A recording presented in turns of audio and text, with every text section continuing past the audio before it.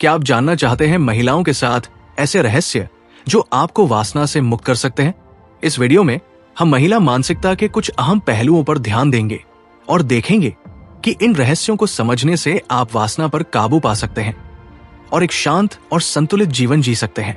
भावनात्मक रिश्तों की महत्वता से लेकर अपनी कमजोरियों को स्वीकार करने की ताकत तक हम उन चौंकाने वाले तरीकों को समझेंगे जिनसे महिलाओं के रहस्य काम वासना से मुक्ति और आंतरिक शांति की कुंजी बन सकते हैं। अगर आप अपने विचारों को चुनौती देने के लिए तैयार हैं और विपरीत लिंग को बेहतर तरीके से समझना चाहते हैं, तो इस वीडियो को अंत तक देखें और जानें वे 7 रहस्य जो आपको काम वासना से मुक्त कर सकते हैं। गांव के चौपाल पर एक उत्सुक भीड़ जमा थी। हर कोई जीवन की समस्याओं पर चर्चा कर रहा था। कोई कर्ज से परेशान था तो कोई अपने रिश्तों में उलझा हुआ था। परंतु भीड़ में खड़ा एक युवक, जिसका नाम करण था, सबसे अलग लग रहा था। उसके चेहरे पर बेचैनी थी, मानो वो किसी गहरे संघर्ष से गुजर रहा हो। वो बोला, मेरे जीवन में सब कुछ है, धन है, परिवार है, पर मेरा मन अशांत है। हर बार जब मैं शांति पाने की कोशिश करता हूं तो मेरी इच्छाएं मुझे जकड़ लेती है। मैं अपने विचारों को नियंत्रित करने की कोशिश करता हूं, पर स्त्रियों का आकर्षण मुझे बार बार विचलित कर देता है। ये मेरी सबसे बड़ी कमजोरी बन गया है।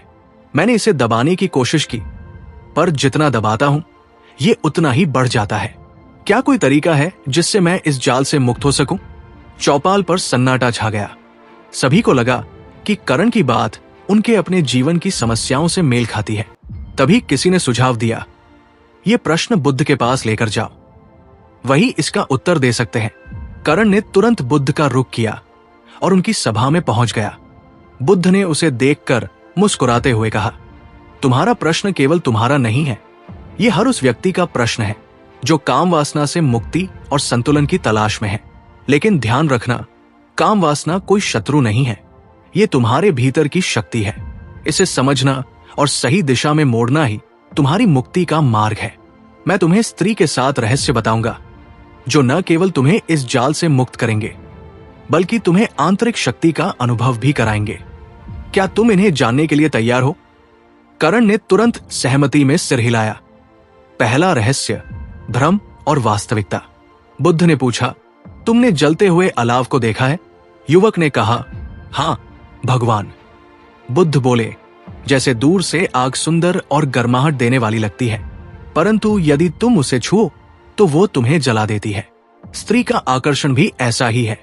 जब तक तुम उसे केवल बाहरी रूप में देखते हो, वो भ्रम बनकर तुम्हें अपनी ओर खींचेगा।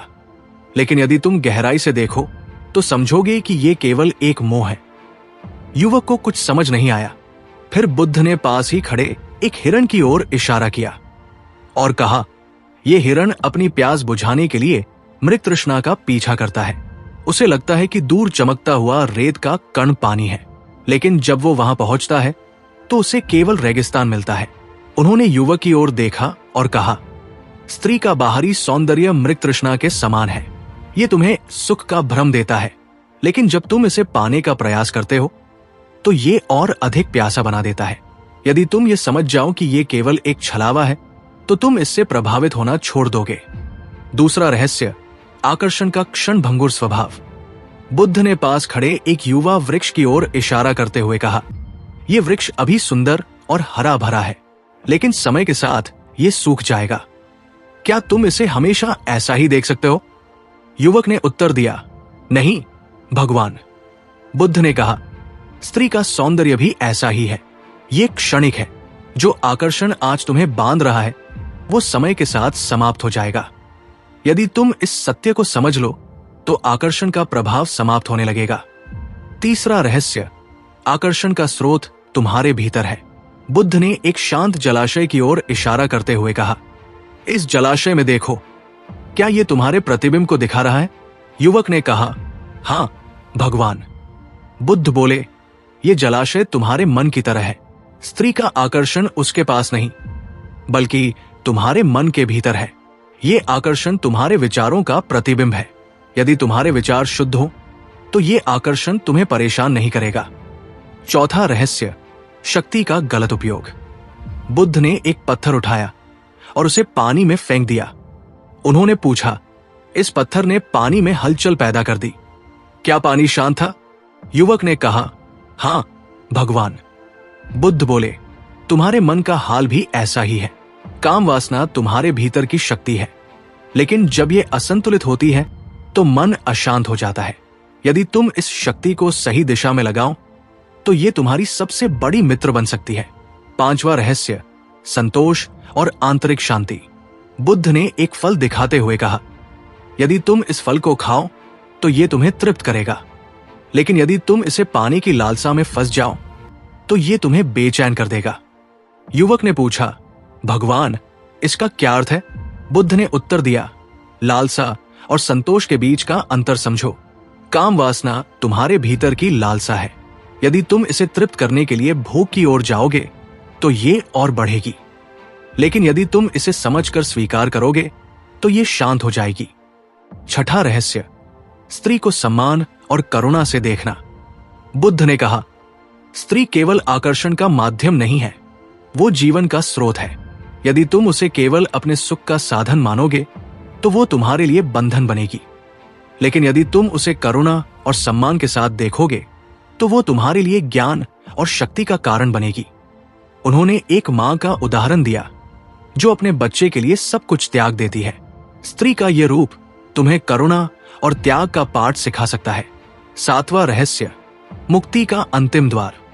बुद्ध ने कहा, अंत में याद रखो कि मुक्ति बाहर नहीं, भीतर है। स्त्री का आकर्षण तुम्हें बाहर की ओर खींचता है, लेकिन यदि तुम इसे समझकर भीतर की ओर मोड़ो तो ये तुम्हें बंधन से नहीं बल्कि स्वतंत्रता की ओर ले जाएगा। काम वासना तुम्हारी सबसे बड़ी परीक्षा है। यदि तुम इसे पार कर लो तो तुम आत्मज्ञान प्राप्त कर सकते हो। युवक ने पूछा, भगवान तो क्या ये आकर्षण मेरी परीक्षा है? बुद्ध मुस्कुराए और बोले, हां, लेकिन यह परीक्षा केवल तुम्हारे भीतर की इच्छाओं को समझने और नियंत्रित करने की है।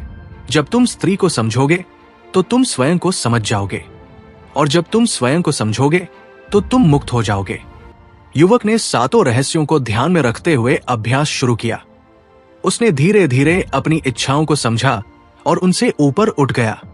शिक्षा, ये कहानी हमें सिखाती है कि काम वासना को दबाने की आवश्यकता नहीं है, बल्कि इसे समझने और सही दिशा में मोड़ने की आवश्यकता है।